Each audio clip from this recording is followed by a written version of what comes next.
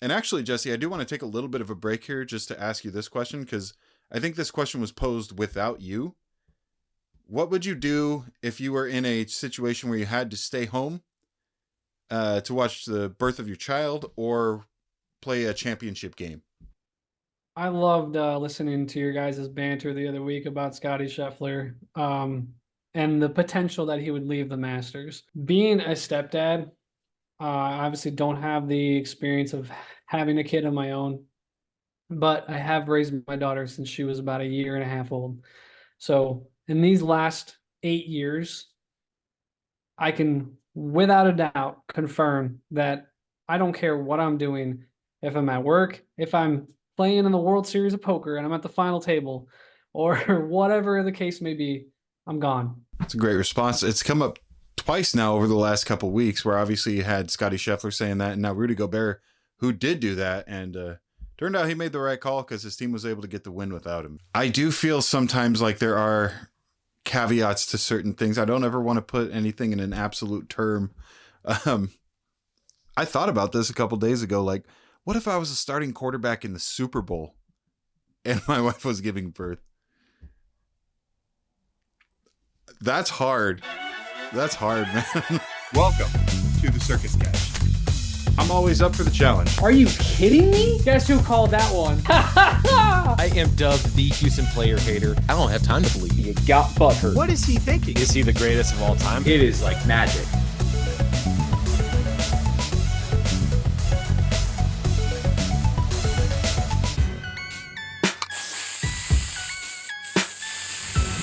We've got nothing but sunshine and blue skies out here in California. Not so much the case in every part of the country today. I've got Jesse Larson joining me on the show today. Jesse, what's the weather like where you're at right now? Dark, gloomy, and stormy. It's been a pretty gloomy day. Nothing compared to the tornadoes that hit Oklahoma yesterday, though. So at least I'm thankful for that, and thankful that Stillwater did not get touched by said tornadoes. But praying for everyone in Barnesdall, Oklahoma. The place got completely leveled, so praying for them and hoping everyone comes out okay.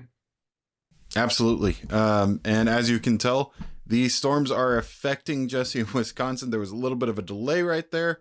It's going to happen throughout the episode, folks. So, storms aren't the best thing to deal with when it comes to internet connection. Let's start things off in a state we don't talk about very much. Let's start off in Kentucky, because the Kentucky Derby was this weekend. Admittedly, horse racing is the last thing I ever have on my mind when it comes to sports. I don't know about you, but I don't really give it much attention. Obviously, the last couple of years, it seems like the athletes in other sports have really stepped up their game as far as dress and fashion and the events of the weekend, going out to the Kentucky Derby. We see a lot of football players go out now. 3-horse race, you may have heard this before. It was a 3-horse race in this one. Mystic Dan won by literally a nose. The distance behind was nose for both the second place, Sierra Leone, and third place, Forever Young. It was that close.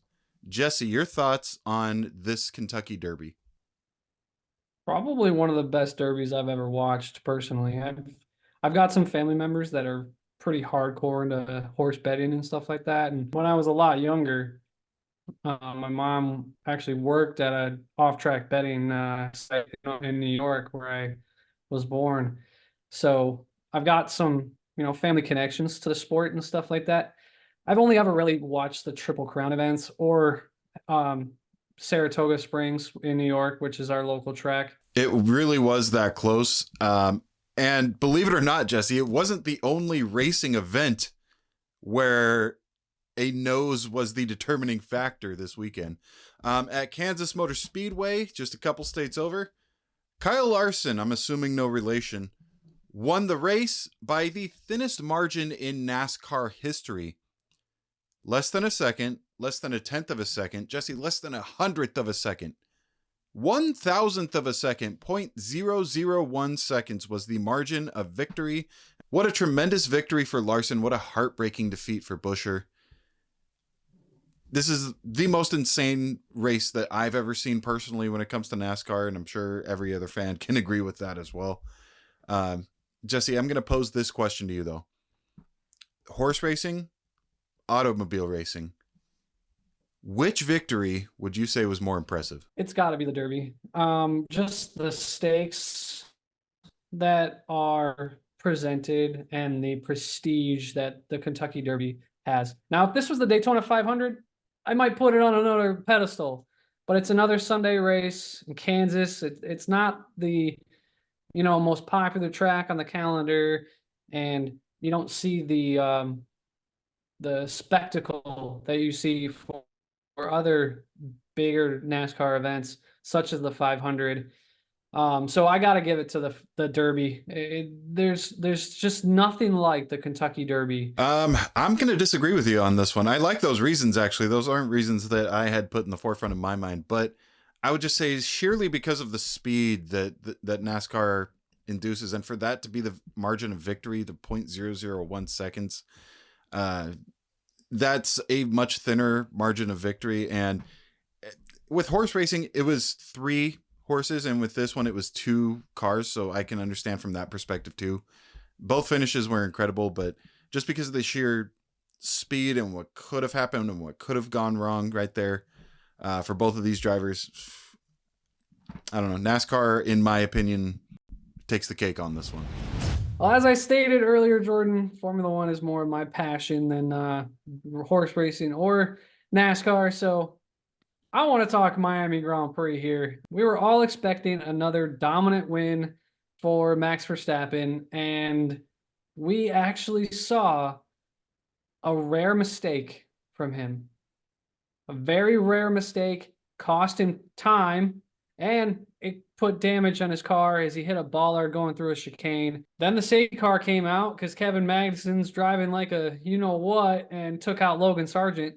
That bunched the field. Lando Norris got a cheap pit stop, and the damage that Max had, it gave Lando Norris his maiden victory in F1, and just jubilation, man. It's so exciting to see new faces get on that top step of the podium. And it's the first time we haven't heard the Dutch anthem in a while, so we're good with that. So it's just an exciting weekend all around. Absolutely thrilling action, even in the sprint, the race, just back and forth battles. It was so exciting. I'm giddy about it, man. I'm giddy. We had mentioned a couple weeks ago the dominance of Verstappen going back to prior to this season as well. But I mean, how are you going to bet against a guy named Lando on May the 4th? Just doesn't seem right to me to think that Verstappen was going to win this one. And like you mentioned before, not the thinnest margin of victory, obviously, but a very exciting finish nonetheless. I think they did a great job doing that Miami track too, especially around Hard Rock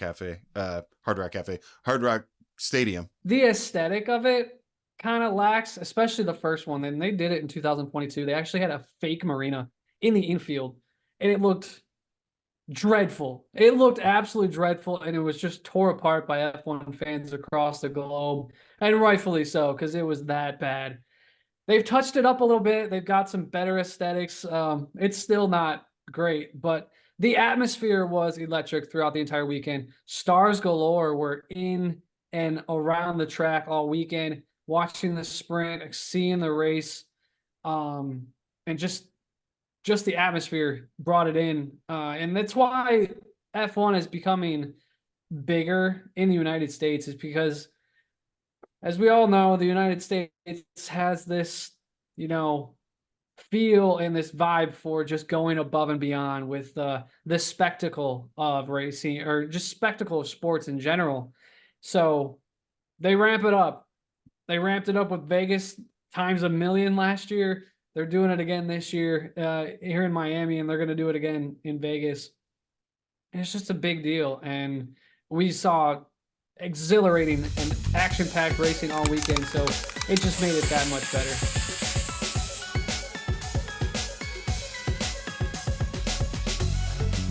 It's always a special treat on the Circus Catch when we get to introduce someone for their Circus Catch debut. Ladies and gentlemen, joining me all the way from the Beehive State is my friend Cameron. Cameron, welcome to the show. Thanks, Jordan. How's it going?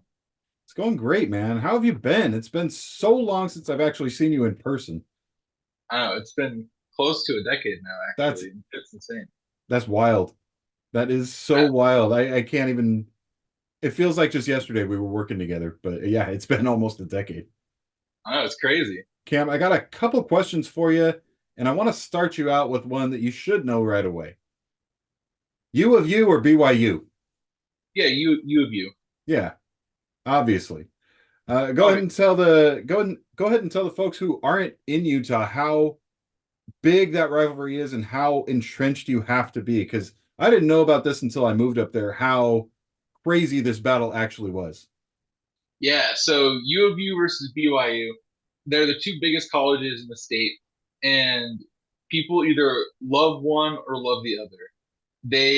Whenever they play each other, it's called the Holy War, and it's Utah versus BYU. Everyone's in their either Utah gear or BYU gear, and they're heckling anyone that's not in the correct gear, and it's insane. It's like a holiday in the state. Well, before I go any further, I want to show you something. I hope this isn't a BYU hat. Oh, dude, heck yeah! All right. I know what side I'm on. I know what side I'm on. It's U of U. Come on, let's go. Yes, sir. Go Utes, dude. Still very much loyal to Fresno State, but when it comes to that battle, yeah, it's the Utes all the way. You have moved to the northern part of Utah. That's Aggie territory. Does anybody give you flack for being a Utes fan up there, or do they have so much of a stranglehold up there that it supersedes what the Aggies have? The So Utah State Aggies, let me clarify. yeah, yeah.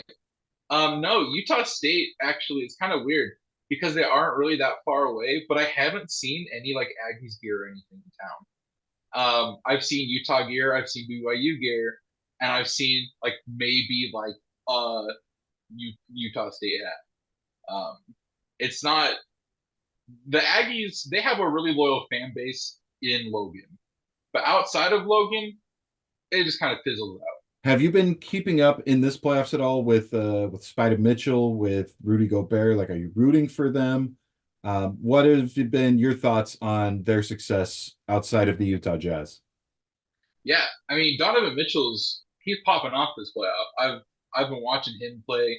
He's doing like 40 points a game, and it's just insane.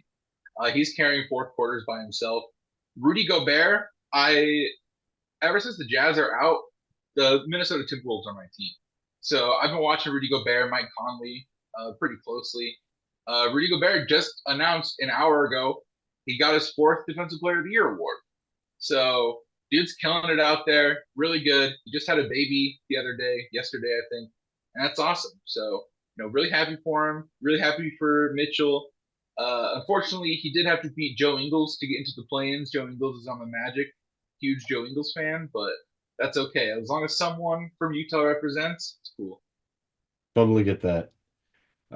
Yeah, and to your point, Rudy Gobert, Defense Player of the Year, fourth time in his career, beating out rookie sensation Victor Wembanyama. But I will say to the folks at home that I think he's doing just fine. He won Rookie of the Year yesterday, so congrats to him as well. So let's go ahead and transition now from basketball to the NHL. I don't know if you ever thought you were going to come on a sports podcast and talk Utah hockey, but that's exactly what I'm going to do right now. The NHL is coming to Utah. The artists formerly known as the Arizona Coyotes are moving their way up one state to the Salt Lake area. They are going to be playing starting next season there. What are your thoughts on getting hockey at the highest level in North American sports in Utah? Yeah, I'm actually really excited. We actually have like a minor league team here called the Utah Grizzlies, and I go see their games every now and then because I'm a hockey fan. And I remember telling my friend one time, I was like, I could really get into hockey if we had like an NHL team. Because outside of going to the Grizzlies game, there's no way to watch them. They're not on TV right now. And I was like, if we had like an NHL team, I could really get into it. So I'm really excited, and I think the rest of the state kind of is excited as well. I'm sure you've heard a plethora of team names, and I'm sure you've got your own opinions about these as well. What would you like to see the newest NHL team's team name be? I think the Utah Blizzards is very bad. I think the Utah Yetis is also not very good. Don't like either of those. And I think we can get like, I think we can work with like some of the local tribes, kind of like the University of Utah does, right? They work with the Ute tribe. I think if we can work with some of the tribes, I think we should be the Utah Skinwalkers. We got Skinwalker Ranch here in Vernal, and it's the most haunted place on earth. I think we should be the Utah Skinwalker. I've got AI to make some jersey logos for it. It's the coolest one, dude. It's so cool. You agree with me that Utah could support an NFL team. I got so much flack from my co-hosts on this show when I even thought of the possibility of that coming up. They said, no way, there's no way, no, they would ever do that, no. But I'll tell you this, the Kansas City Chiefs are having disagreements about funding for Arrowhead Stadium. It doesn't sound like they're going to leave the area, although Dallas has publicly said they could support 2 NFL teams. The state of Kansas has said, hop the border. You can still say the Kansas City Chiefs, and we'll be able to build you a stadium. I think Utah could do it. I don't think they will do it, but I think Utah could do it. I went to a Raiders game once. Half that arena was people from Utah, if not more. And those are just the people that can afford to fly or drive to Vegas. Mm-hmm. So I don't think I think we could fill the stands every time. Well, Cameron, thanks for coming on the Circus Catch. Really appreciate having you on. You were a great interview, and let's do it again sometime. Yeah, dude. I'm always more than happy to join. Just let me know. Yeah, I appreciate you, man. And definitely next time we're in Utah, we got to go watch a Jazz game. Like I said, they're undefeated when I go to that arena, so we'll go catch them. We'll call it the Circus Catch at the Jazz. It'll be great. Circus Catch do an episode from Salt Lake City. I'd be down for that. Episode from Salt Lake. That'd be so cool. Yes, sir. All right. Well, I'm going to go ahead and finish the rest of the show. I'm going to put my baseball hat back on. Nothing against Utah. I just, we're talking baseball in the show, so I need to support my Oakland A's. Thanks, dude. I'll talk to you later.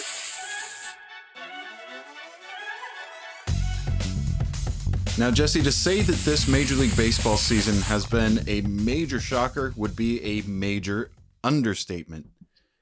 Many teams that we thought were going to be better than expected are worse than expected, and vice versa. Well, just one of my talking points kind of references what you just mentioned. The unexpected teams having lackluster starts to the season. I want to, first and foremost, the Astros. I think that's been an incredibly disappointing start to the season for them.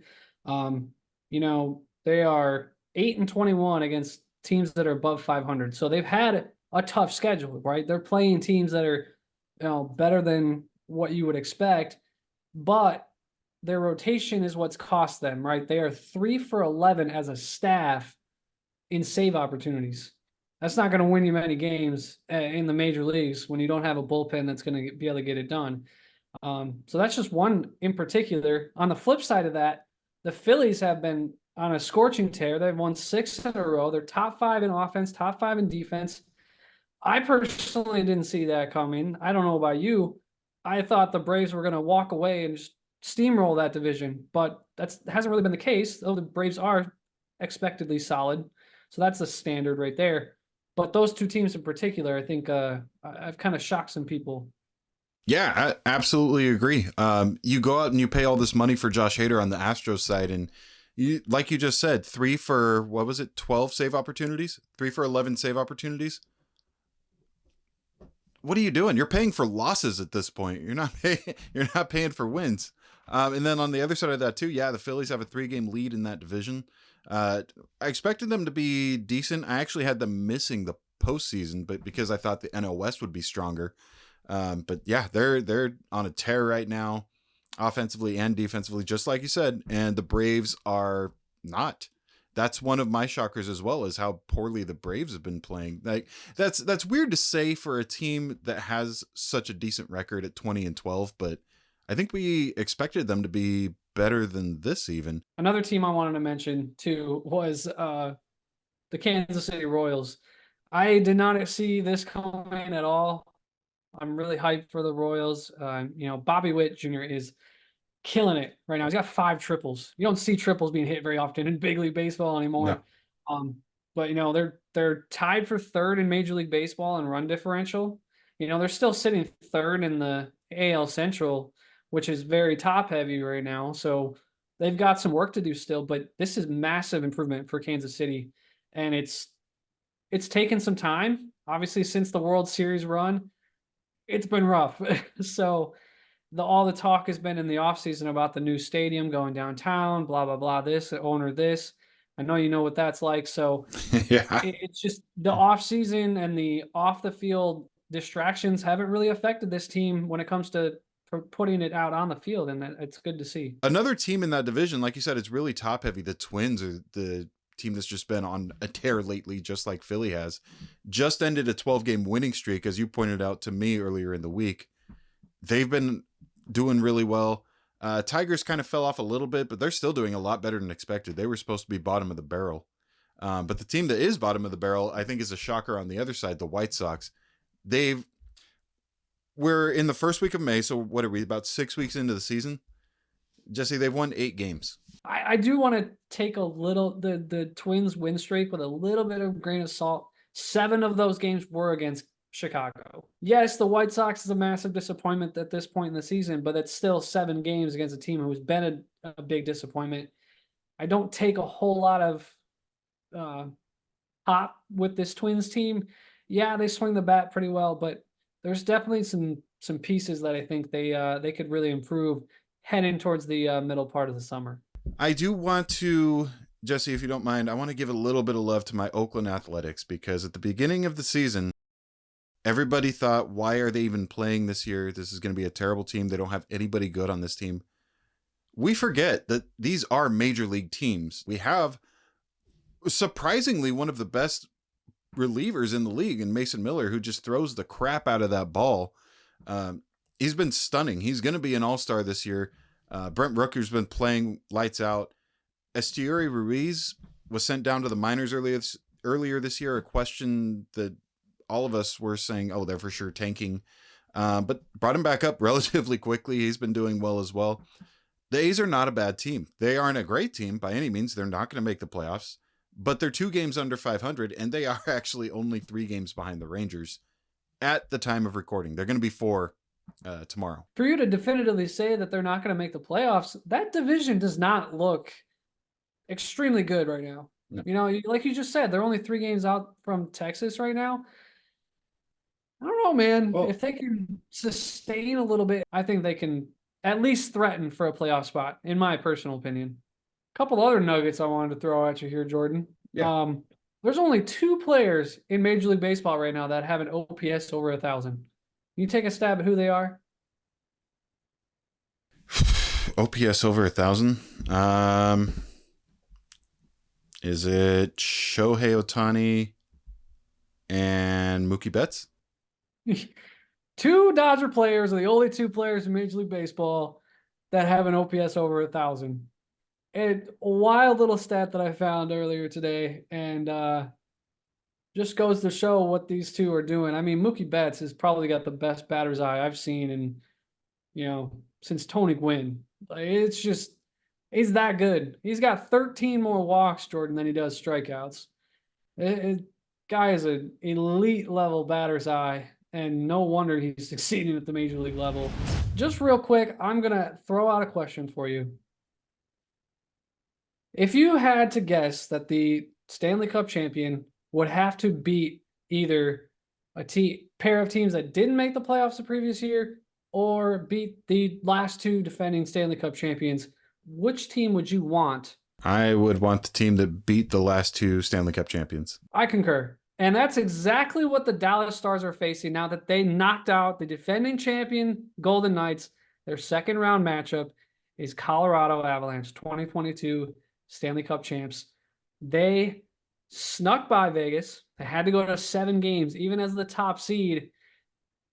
It's dicey. This is the one series of the second round that I have zero confidence in picking a winner, because both teams are meeting at the pinnacle for where they are at. I think Edmonton takes care of Vancouver to get to the Western Conference Finals. And Boston, Toronto snuck in last year. Florida snuck in last year. And Boston just dominated Florida in Game 1 on Monday night. Dominated them. The Rangers snuck by Carolina. They look like the best team in in the playoffs left. So I think it's going to be New York and Boston there. Dallas and Colorado. That just doesn't. I don't know who to pick, Jordan. It's so up in the air. I just have no confidence, like I said, to pick a winner. But I'm so excited for this second round of the playoffs. You know, Jesse, it's interesting. The NHL and the NBA could potentially produce 2 parades for a single city for 4 different locations. Denver/Colorado, you've got New York, you've got Boston, and you've got Dallas. And none of those teams in the NBA, on the NBA side of it, are playing against each other in this round. So all of them could technically move to the conference finals. Not the case in hockey, but I thought I'd just throw that little tidbit out there for you.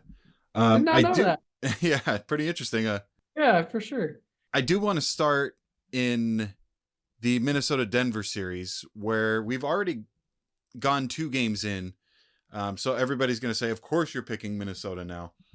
I picked Minnesota before the series, and even though I thought Denver this year was going to run away with the championship and go back-to-back, man, they've had a lot of trouble getting started in games. And the reason they were able to win that Lakers series is because the Lakers folded at the end of the game. That's not the case in Minnesota. There's no weakness in their game right now that I see. They're playing obviously the best defense in the entire entire playoffs. Their offense has been lighting up. Ant-Man's the real deal. Cat's doing his thing. You've got the 6th man of the year off the bench in Nas. I'll say this. A lot of missed calls by the refs have been put into question by the general public. You know, I don't like to question the refs, but it's been a point of contention in the NBA this season. And a lot of these missed calls have gone the way of the New York Knicks, and it's helped them to close out and win 2 playoff games.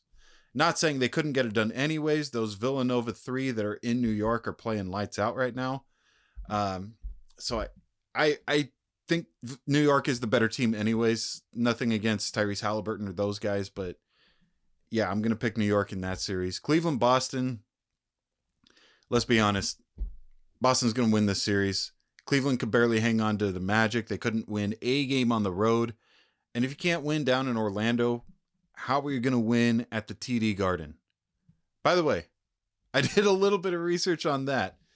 So in general, the Garden refers to Madison Square Garden. There have been different versions of the Garden in both cases. And in fact, it was designed by the same guy. The Boston Garden, the original Boston Garden, and the original Madison Square were designed by the same dude. But MSG, the current version, much, much older than the TD Garden, which opened up in the 90s. I think that has something to do with the Madison Square Garden being referred to as the Garden. But apparently it's a big point of a big part of that rivalry between Boston and New York, where they're like, we're the real Garden. So yeah, kind of went down a pretty deep rabbit hole on that version of research just by us like getting our terms confused on a text. Like it's pretty funny how we see stuff like that happen. Thanks, Austin. Appreciate you.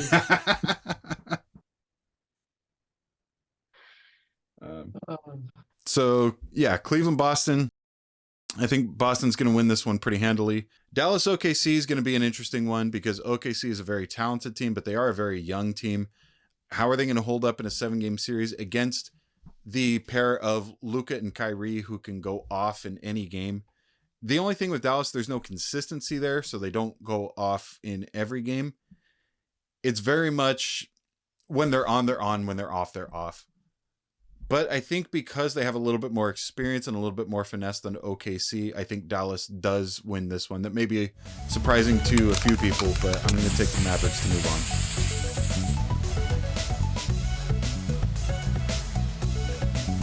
on. All right, Jesse, I know that you're tired. You need to get back to sleep. Me personally, I got playoffs to watch. So I'm going to let you go ahead and take off right now.